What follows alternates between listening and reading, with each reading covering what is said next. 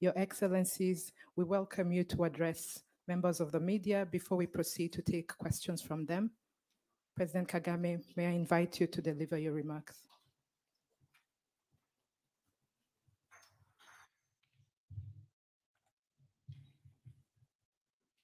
Excellency, President Dr. William Samuel Ruto, members of the media, honorable ministers, distinguished ladies and gentlemen. I want to take this opportunity to once again welcome the President and his entire delegation to Rwanda. Over the years, Rwanda and Kenya have built strong relations. Today's visit underscores that friendship. The President and I had productive discussions.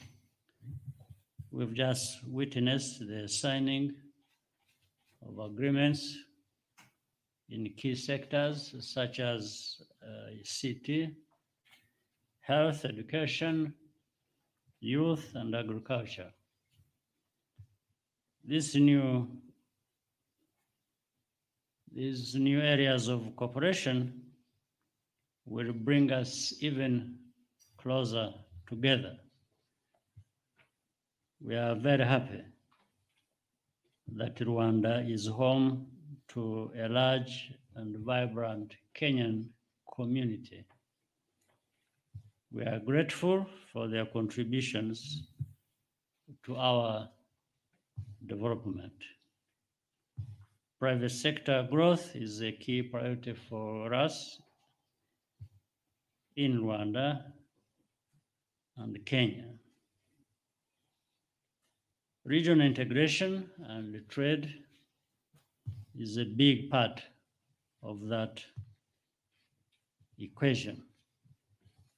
I hope we can leverage these shared interests to equip our youth with the skills and knowledge to innovate and compete.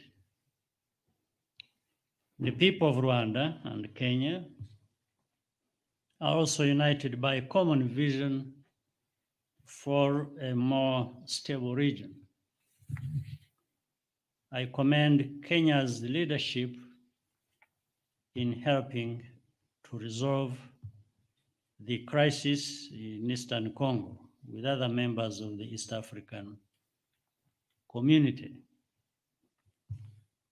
To put our resources together is to own our development with less dependence on the rest of the world.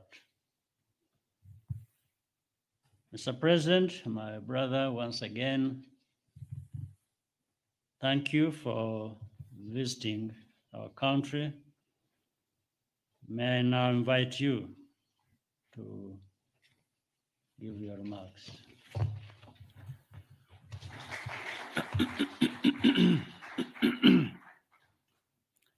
Good afternoon, everybody.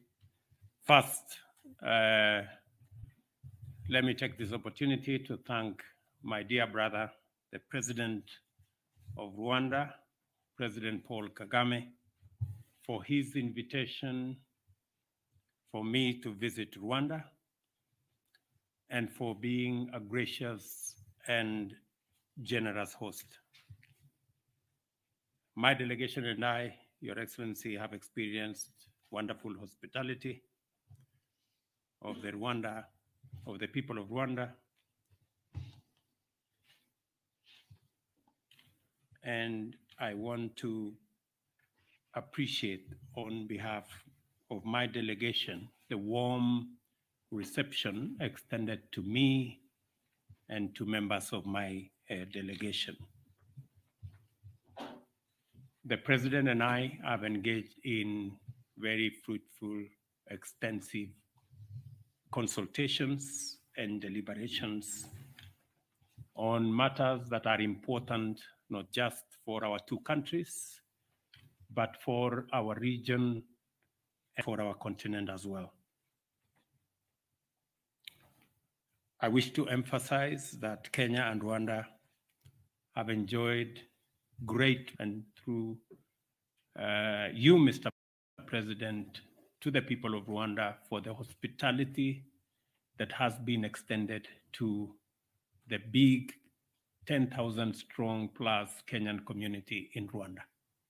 We don't take that for granted. We sincerely thank you for that great hospitality. Let me also appreciate the MOUs and the documents that have been signed between our officials in the many areas of health, of ICT, education, and all the other sectors that will consolidate the relationship between our two countries, present to us new momentum, and create new impetus for the growing of our relations and expanding of our engagement between our two countries and as also members of the East African community. Your Excellency, just as Rwanda is a gateway for us into the Great Lakes region, we are also aware that to benefit from the synergy created by our two economies. Let me also say, in our conversation, we have discussed the issues around how to enhance communication between our two countries. It is the case that both Kenya and Rwanda have already signed and ratified the One Area Network that will present to our people the opportunity for ease of communication that will make it that much more easy for business, for enterprise to thrive as people engage not just through travel, but through communication. And we are looking forward jointly as Kenya and Rwanda to the other members of the East African community joining us in building this network of communication that will make it easier for people, East Africans, to work together, trade together, do business together, and live together in one common area. Let me also state that I have extended my invitation to President Kagame to attend the mid-year coordination meeting of AU that will take place in Nairobi between the 13th and 16th of July this year. Again, an opportunity that will present us a chance to discuss the matters that affect our continent, the serious issues of climate change, the serious issues of what the pandemic and all the other challenges of the war that has brought upon us, and how we can navigate in a very delicate global situation, how we can navigate as a continent and as countries into the future. We're all aware of the challenges around our region. And again, let me commend President Kagame's and Rwanda's understanding of the issues in Eastern DRC and their contribution to EAC as we manage the situation in DRC and providing leadership and making sure that the people of DRC who have had challenges for many years can one more time have peace and they can concentrate on building their nation. Again, we appreciate the understanding and the contribution of Rwanda in the EAC framework for us to be able to move forward. Same thing in Ethiopia, same situation in Sudan, and same situation in South Sudan, that we need the invaluable contribution and support of Rwanda in helping us sort out our neighborhood. Mr. President, let me again, on my behalf and of my delegation, again affirm the cordial relations between our two countries and our shared desire to deepen and expand the bonds of friendship and unity between our two nations. I am looking forward to this visit and all the other stages of this visit, and I am confident that the people of Kenya and the people of Rwanda will be the richer out of this engagement. I thank you. Asanteni waheshimiwa. If you allow me, we will now begin by taking brief questions from members of the press. If we can have the first question, Leila.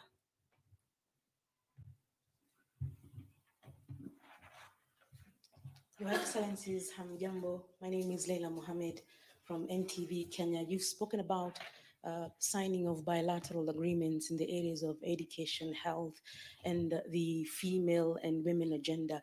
Kindly clarify to the people of both nations a deeper understanding of what these agreements entail. For example, in education, we know that Kenya is undergoing a new CBC system. How does Rwanda engage with Kenya on such grounds? Thank you. It is to both of us. Excellency may start. The details of the relationship between our two countries, and especially in the context of the signing of the agreements, all the way from agreements on cooperatives and how we can share experience on how to consolidate the cooperative movement, how we will benefit from the experience in Rwanda and the shared experience in Kenya, how to build platforms using ICT, for example, on the evolution of credit management, like in the case of the Hustler Fund, which you are aware about, and how we can bring ICT into the middle of organizing our cooperative movement and also leveraging technology to access financing in the whole of that ecosystem. On matters education, we share a background, both as Kenya and Rwanda, and our reform of the education system that is underway in Kenya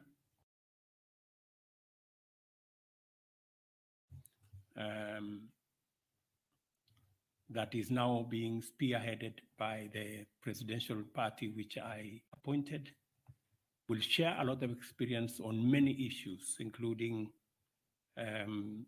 transition from primary school, junior secondary school into university, and especially the big challenge of financing university education that has serious challenges. We are going to share experience on how we can make education much more relevant. Our two referral hospitals, the largest referral hospital in Rwanda and the largest referral hospital in Kenya, again, for us to share experience in that space and also to share facilities where necessary. You may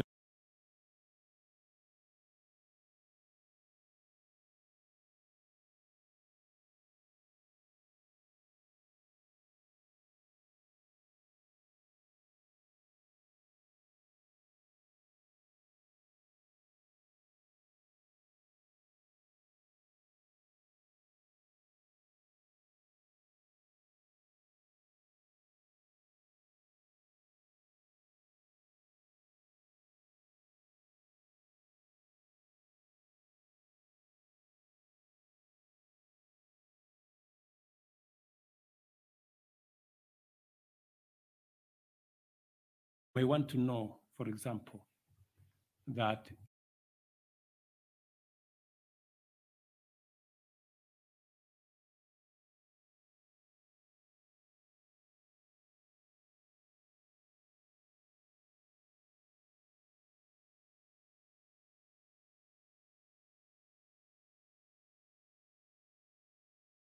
Kenya benefited from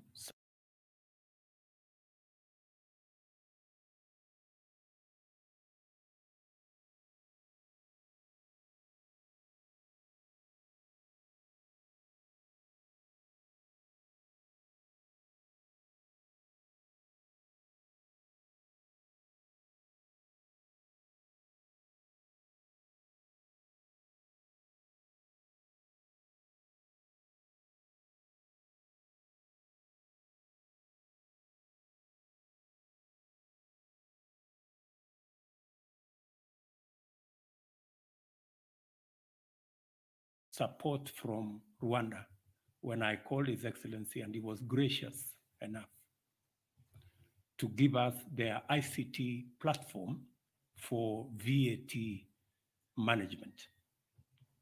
And as a result of that platform that Rwanda shared with Kenya, we have seen improvement in our VAT collection.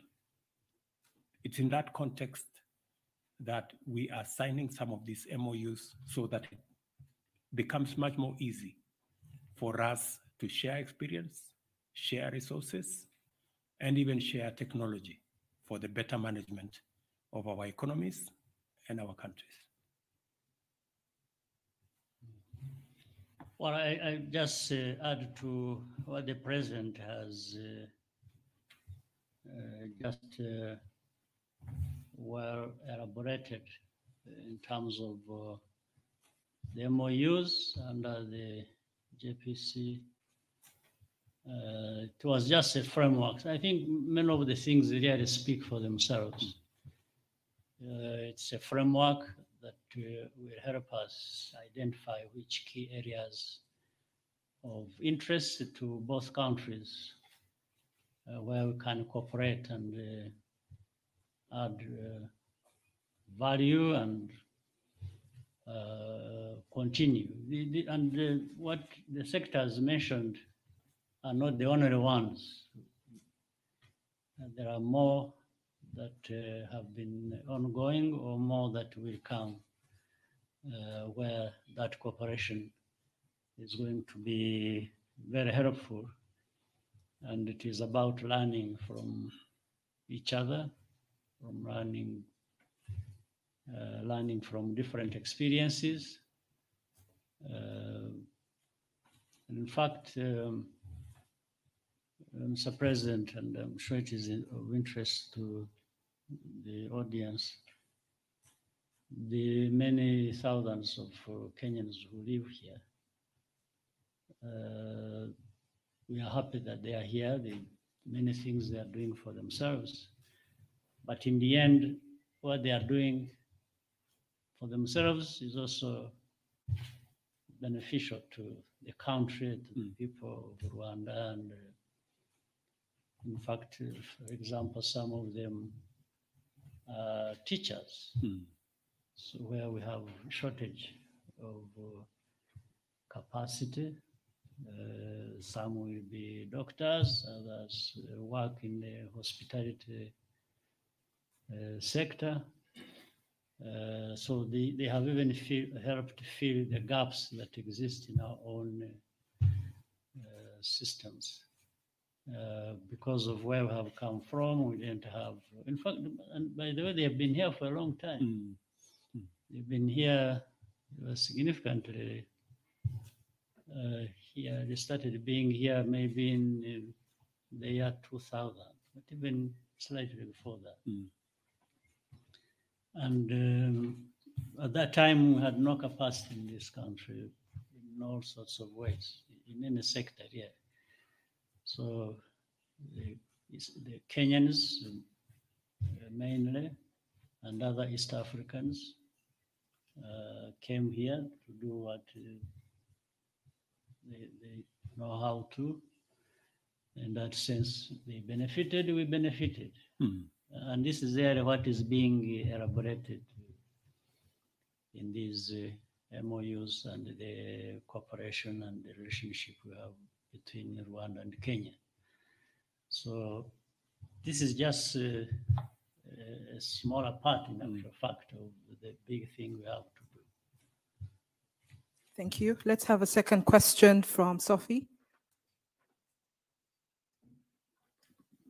My apologies, I'm not going to stand because I'll disturb the cameras okay. because No some worries, of them are live. no worries. My name is Sophie Mkwena from the South African Broadcasting Corporation, SABC. It's an opportunity that comes once. Therefore, I have just 3 questions to both the leaders. The issue of the conflict in the Great Lakes region in the DRC, it is of a concern not only to the 2 countries, but generally including South Africa. How can this matter be resolved? And then the second question is in relation to President Ruto. Back at home, are we likely to see another handshake? I'm saying here in relation to your announcement on Sunday, if my memory serves me well, that you are willing to engage the opposition. And then finally, President Kagame, ahead of the commemoration of the genocide, is the international community doing enough to deal with issues of conflict around the world, learning from what transpired in Rwanda in 1994, when the world looked away? I remember former President Mbeki saying, your party even reached out to the ANC then before they became government, but unfortunately they were busy with elections. Are we doing enough as the global community to avoid this conflict, the war in Ukraine, Palestine, and all those flashpoints? Thank you so much. That will be loaded. You want to go first? You wish? Okay, let me say the following. On the matter of DRC, Eastern DRC, and the challenges of security in Eastern DRC, this is a collective concern of us as a region. The heads of state did take a decision that EAC must provide leadership in sorting out the challenges in Eastern DRC, especially after DRC joined the EAC. The good news, the positive news is that the last 1 month has seen a lot of positive development around the challenge of security in Eastern DRC. We now have, joining the Kenyan forces that have been there for the last almost 5-6 months, Burundi have now come in, Uganda have now come in, and forces also possibly from Angola have come to support the whole effort of stabilizing Eastern DRC, providing security for especially vulnerable people, ensuring that we manage the challenges of security that continue to lead to loss of life,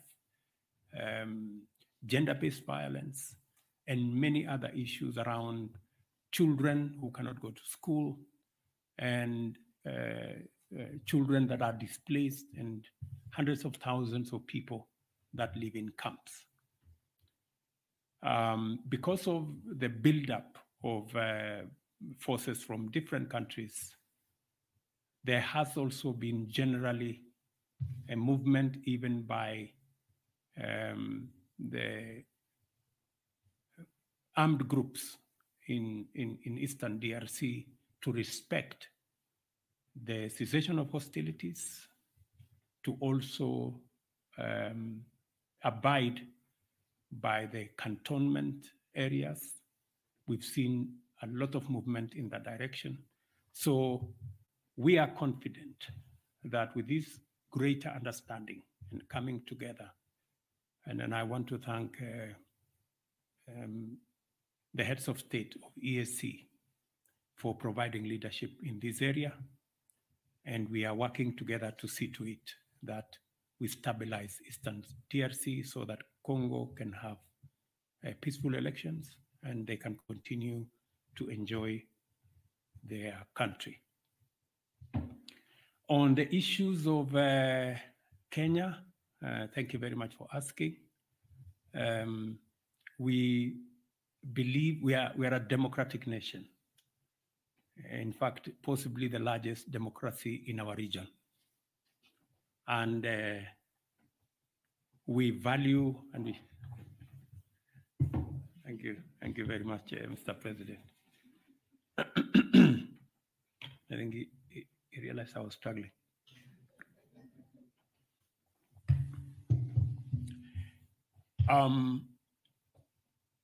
As I said, we are a democratic country. We went into elections in August last year. Highly competitive election, very peaceful election, the best acclaimed outcome ever, an election that dealt a big blow to ethnicity, that election was devoid of any ethnic propaganda or any ethnic persuasions. Kenyans voted, and the outcome of that election was acclaimed by all the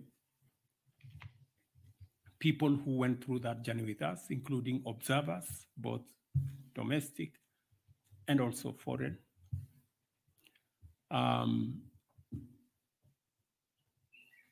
Subsequently, somehow the opposition, after 5 months, decided to make a claim that they were told by a whistleblower that possibly the results were different. They haven't been good enough to tell us who the whistleblower is and how they arrived at a different set of results than one that were released by our Independent Electoral and Boundaries Commission.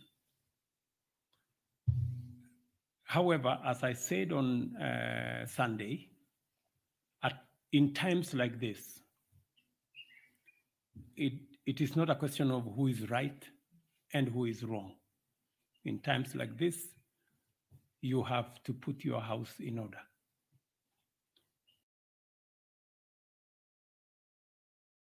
And as president, I owe it to the people of Kenya to provide leadership. And on Sunday, I did ask the opposition to reconsider the demonstrations that they had undertaken, because protests and demonstrations are provided for in our constitution.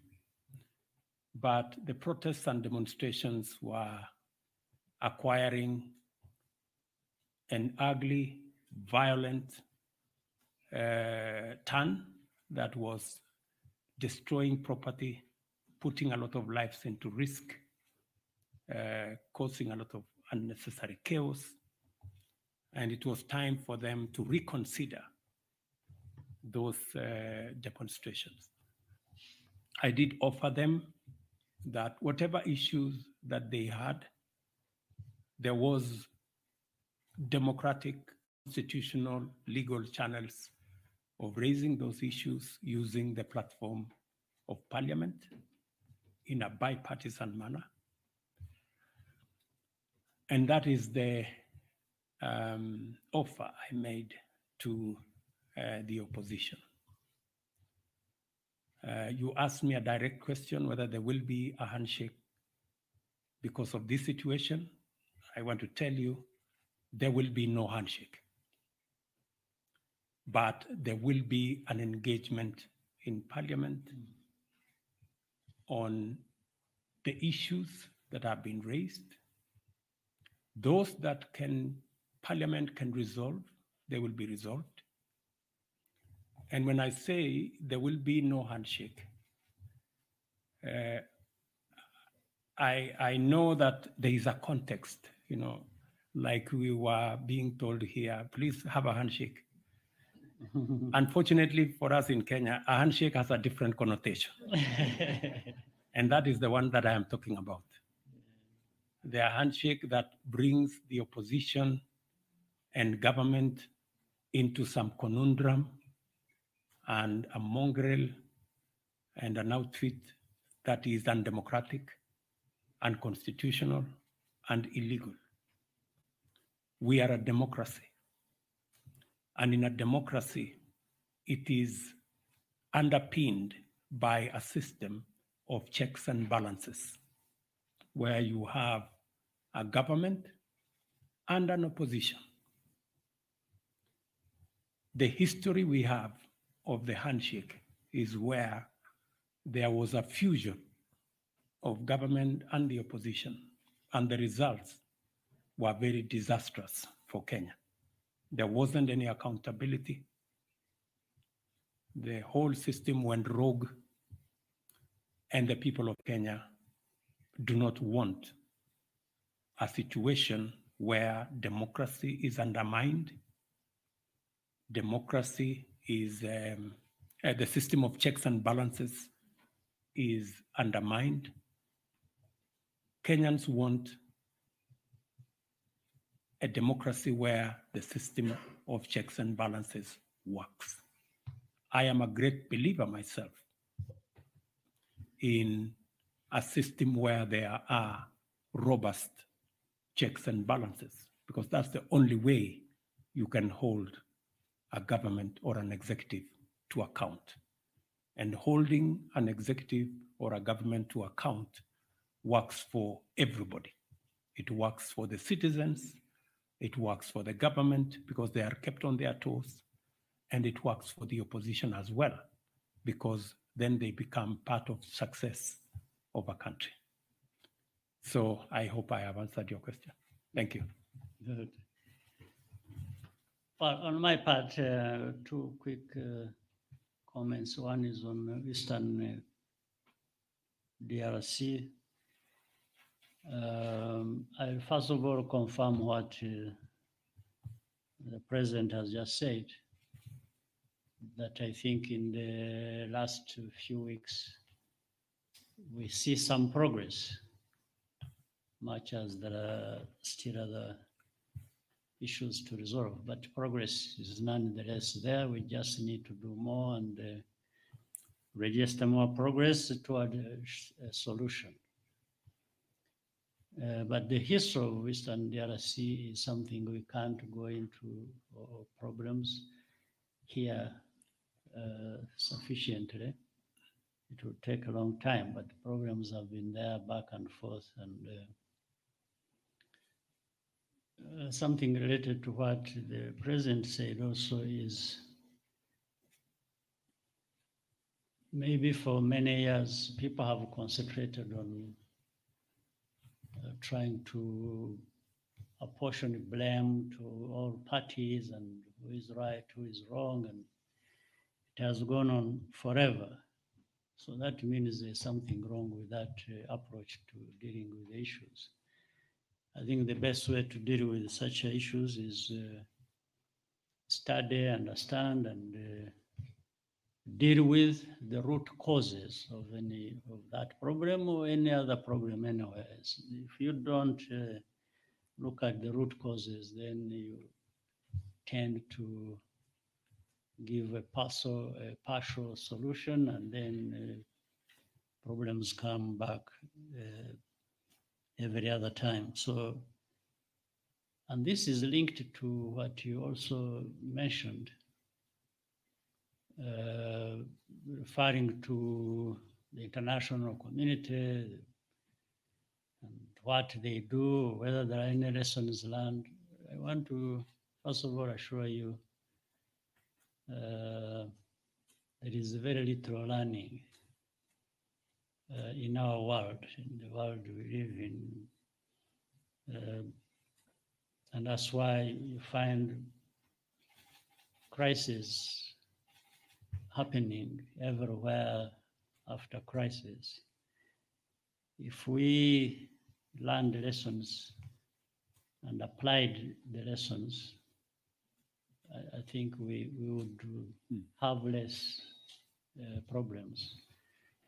Like in our case, the Eastern Congo problem has been there, has been related to problems we had here in Rwanda in some way. Then other things are specific to Congo. So then there is a mixture of Rwandan problems, Congolese problems, and when they mix up and you don't approach it correctly, you tend to have a permanent situation like this. So that with the involvement of the East African community, the countries so far involved, I think putting heads together, the leaders of the East African community, and by the way, also because these are people near to the problem or linked to the problem, one or the other. It goes into what is so often talked about, African solutions. I think well applied, truly these would provide solutions because there is a direct stake into that, and people are close to the causes or to the problem itself. So I have hope that we can find a solution, and maybe the outside world, all we need to ask is to support what the African leaders are doing and countries are contributing to, instead of getting into the mix themselves with what they think should be the solutions. It's better to support the solutions or the proposed solutions by African leaders. So I think we have that problem is there. The processes are on to deal with the problem, but I think we give it time. The sooner we can do things that we have to do, then we would have would find solutions also that people are waiting for. So it is here in Eastern Congo, that is, and then the global community that, given the whole world, as you said, maybe those who I'm talking about who try to help here tend to divert their attention to other parts of the world. Maybe the problems in Eastern Congo or around the region, the Great Lakes region, will take, we end up being secondary in a sense. The primary becomes the other one. But we have to be aware of that. We shouldn't be disheartened by that. we understand how the world works. So we've got to bear that in mind.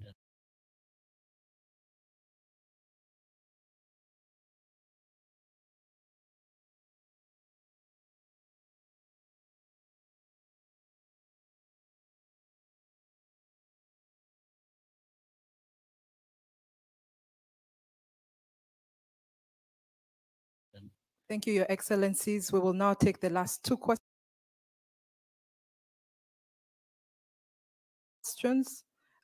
Sam and then Anangwe.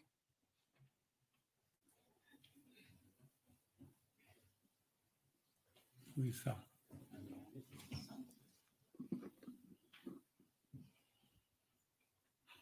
Why don't both of you go and that one, so that and you said you had said two people. Yes, Sam and Anangwe. Maybe an additional one person. I can see they are struggling for the microphone. And Good evening. if we do that, Good evening. Good evening. My name is Jamal Hashim from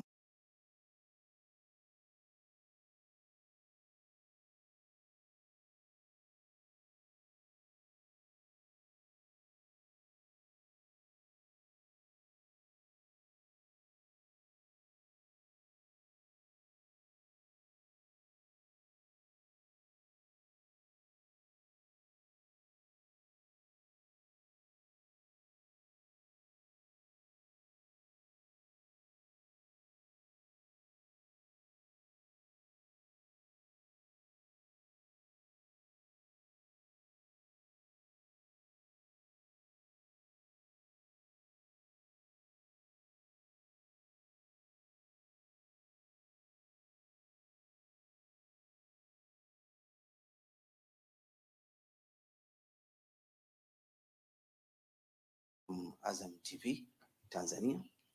I would like to speak in Kiswahili language. I know, President, you understand Kiswahili. Jumuiya ya Afrika Mashariki ni jumuiya yenye kuleta matumaini kwa nchi wanachama na watu wake. Lakini katika siku za hivi karibuni tumeshuhudia wananchi katika jumuiya hizi wakizinyoshea kidole serikali zao kutokana na hali ngumu ya maisha. Mkiwa kama viongozi wakuu wa jumuiya wa nchi wanachama wa jumuiya hizi Afrika Mashariki, mnadhani mnaleta matumaini gani kwa wananchi ili kurejesha walau furaha kutokana na hali ngumu ya maisha ambayo wamekuwa wakinyoshea kidole serikali? I think we can answer all of them.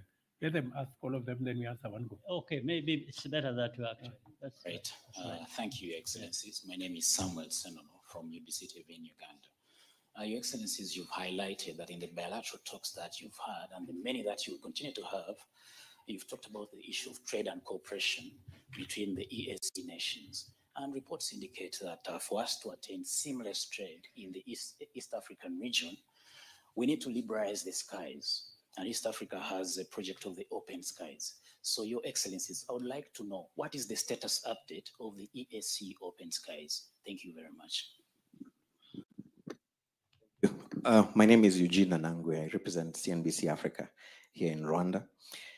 President Ruto, recently you gave a bag of goodies, for lack of a better word, for US investors, including possible tax relief measures. And this has been received in different ways. There are those who are local traders and those from the region who probably see this as, something that they wish to see as well. How do you convince them that such measures are not discriminatory and that you also think about those local investors? To both of you, President Paul Kagame and President Ruto, we are experiencing tectonic geopolitical shifts. And we've also heard of Japan, moving or committing to buying Russian oil above price caps. Most of people are breaking away from traditional US currency. I would like to understand where Africa, where Rwanda, where Kenya is in terms of their capacity on this table. Are they there as meals or are they there as vibrant players in these particular shifts? Are we able to see Like in US now, President Trump has called for demonstrations in the anticipation for visa arrest. Are we going to see senators coming from Rwanda, from Kenya, going to call them to order the way we've been seeing such situations happen? Thank you so much, and God bless. I think that's it. Let me start maybe with my question specifically, which was linked with that. I think I don't want to take the risk of replying in Kiswahili and then I'm misunderstood. I may speak in English, but I understood the question.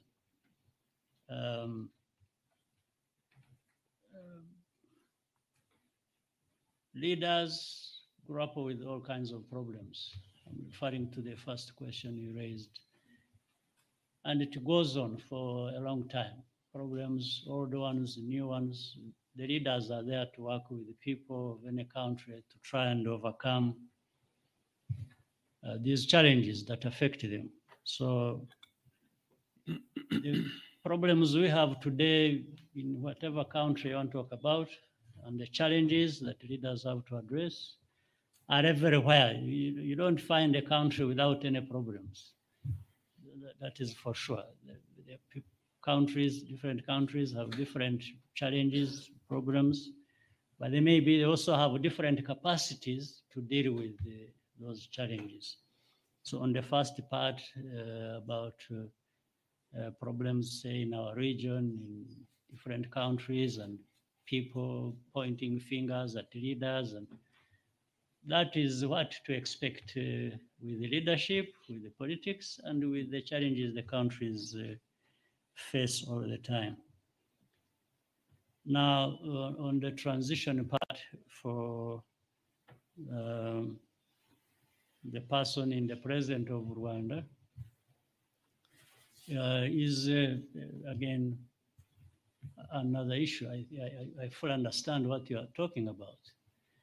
It's an issue that has to be addressed sooner or later. So on one hand, I agree with you.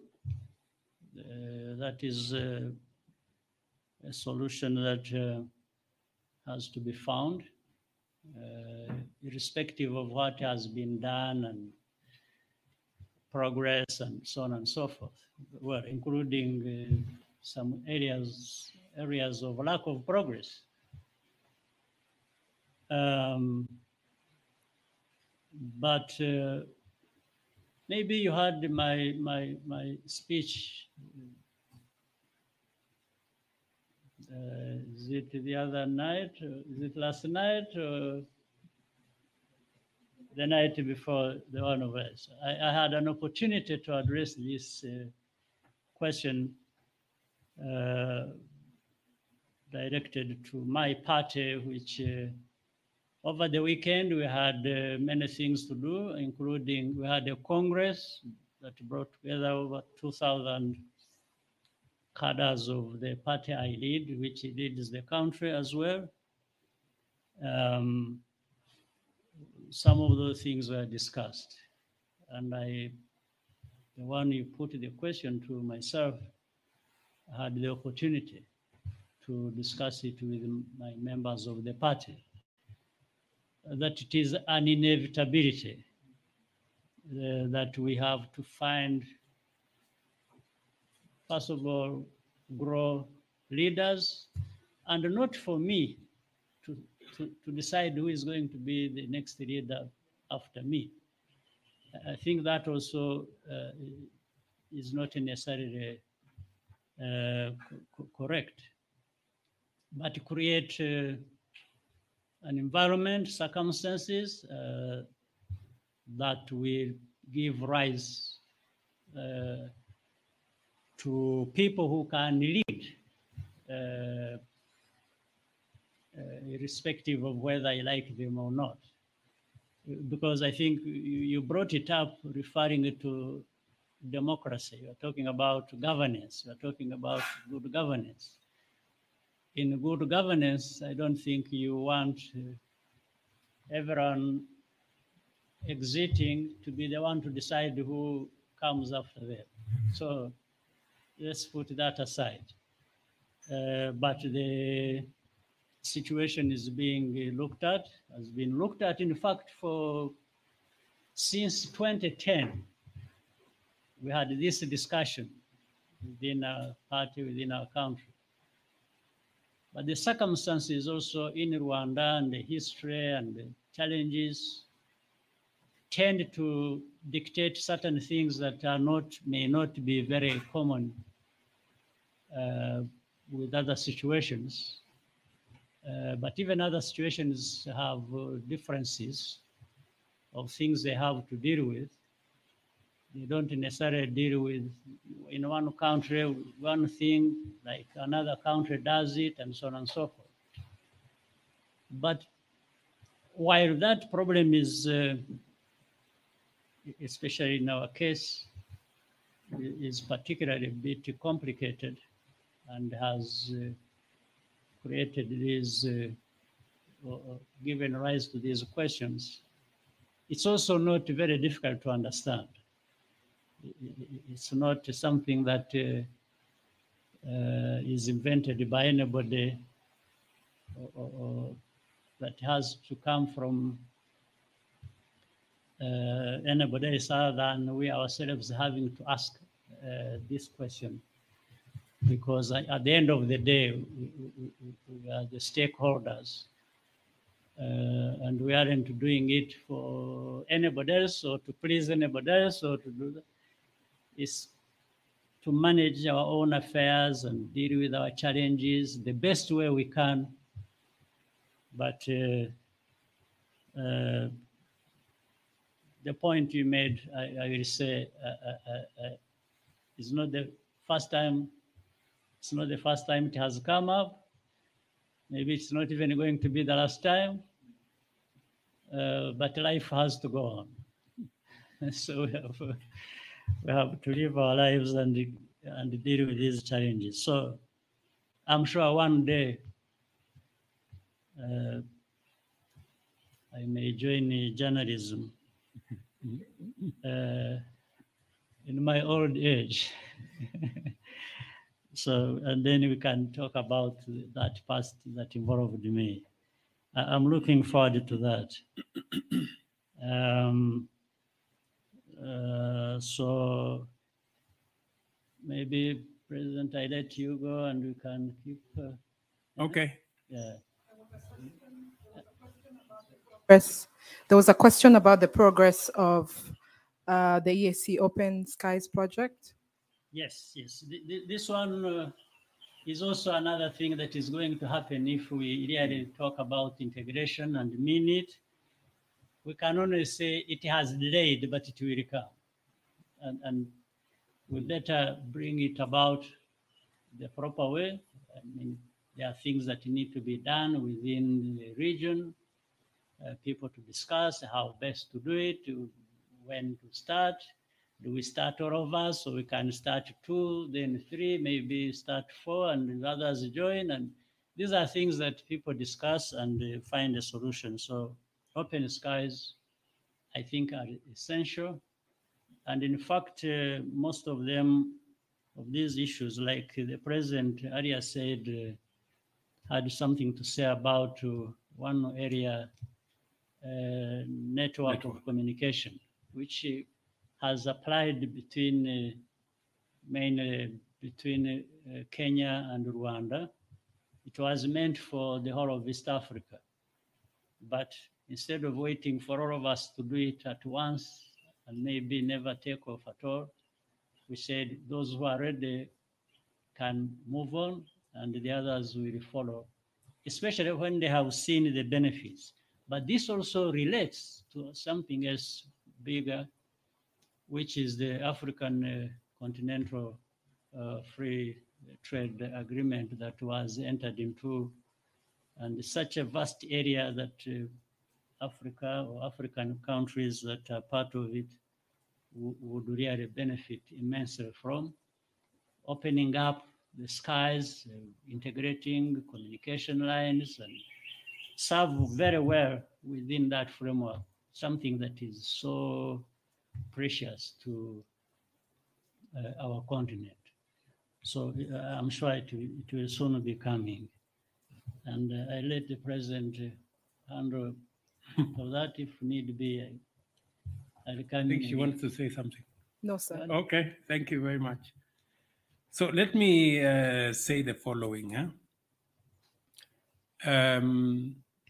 I heard you talk about why don't you look for a successor? I want to tell you that from our own experience in Kenya, trying to get a successor can be a very disastrous project because it may not be the person the people want. So I think that's an area that requires much more than identifying somebody and saying, telling the population this is the person. What President Kagame has done from where I sit is commendable. I think he has provided sufficient mentorship to enough people to be able to step forward and in a democratic manner do what they have to do as a nation. I am very confident that he has provided lessons to many other leaders, and it is up to those leaders to do what they have to do. Let me wacha nikujibu kwa Kiswahili jambo la gharama la maisha, gharama ya maisha. Wacha nijaribu Kiswahili. Sio sanifu sana kama ya kule Tanzania, lakini nitajaribu ya Kenya. Gharama ya maisha ni changamoto la kitaifa na ni changamoto la kimataifa pia. Sio nchi zetu za bara la Afrika Mashariki peke yake ndio tuko na tatizo la gharama ya maisha kupanda. Ni tatizo la kimataifa, sehemu nyingi duniani, kwa sababu ya mambo mengi. Jambo la kwanza, tuko na matatizo yaliyotukumba ya pandemic ya COVID-19. Tukapata tena matatizo ya vita kule Ukraine na Russia. Tukapata tena na matatizo makubwa ya climate change. Kwa mfano Kenya mwaka uliopita, magala yetu tulikosa karibu magunia milioni 10, karibu magunia milioni 10 ya chakula hayakupatikana kwa sababu ya mvua ambayo haikutosha. Na ni lazima tufikirie mbinu kama serikali, ni vipi tutashughulikia tatizo hili tukiwa na changamoto za climate change, kukosekana kwa mvua, kuchelewa kwa mvua na mambo kama haya, na vile vile kukosekana kwa mbolea ambazo tunatumia, na ni vile tutashirikiana kuondoa kwa mfano yale matatizo tuko nayo ya mipaka, vizuizi katika mipaka yetu ambayo yanazuia chakula kutoka Rwanda kwenda Kenya, kutoka Tanzania kwenda Uganda na changamoto kama hizo. Na ndio sababu tuwe na maelewano kama yale tumeelewana hapa Rwanda ya uhusiano kati ya mataifa zetu, ndio tuweze kusaidiana pale panapotokea changamoto kama ile ya matatizo ya njaa. Kawaida, kwa sababu sisi ni nchi za demokrasia, kuna watu ambao wanachukua changamoto kama hizo na kuzibadilisha zikawa ni mambo ya siasa. Kama nafikiri umekuwa ufuatilia huko Kenya, kuna watu siku hizi wanavaa kofia juu ya kichwa, wanavaa sufuria. Na nimejaribu kuwauliza, hii ni mbinu gani ya kuzalisha chakula? Ukiweka sufuria juu ya kichwa, sijui itasaidia kwa njia gani kuzalisha chakula na kuondoa njaa, lakini ndio hali vile wewe mwenyewe ulivyosema, ndio hali ya mambo. Again, to maybe speak to the issue raised about open skies, I think President Kagame has responded to you very well. It is not a matter of if, it is a matter of when we will have the reality of connecting our airlines and possibly even having one regional airline that will connect our capitals, our nations, and to be able to provide easy movement of people, ideas, goods, services. That's really where we are heading, especially as President said, in the context of Africa Continental Free Trade Area. That is where we are all going. The challenge we have in our region and in our continent is that of connectivity. We've made the first step to improve connectivity in communication. That's why we have one area network with Rwanda. It is our belief that the other East African countries will come along as a building block towards reaching even where we are thinking on how we can bring our space into one area, have a regional airline. I think there are already consultations between Kenya Airways and South African Airways.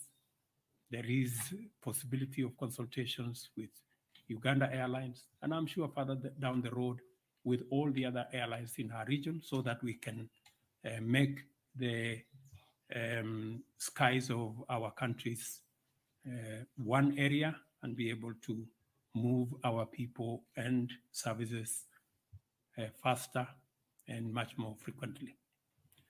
On the subject, my good friend said about, Mr. Anangwe, you said something about what? Sure. Okay, yes. Yeah, the incentive of US investors. In any case, the incentive I announced last week are not just for American investors. And I said it very clearly when I announced those incentives. They are for business, whether they are Kenyan, whether they are from Rwanda, whether they are from East Africa, or they are from the US or indeed any other part of the globe. We are continuously raising the bar on investment in our region to be able to make sure that we attract investment into our region. It is the reality that our own taxes can take us so far. Foreign direct investment becomes another avenue of attracting resources so that we can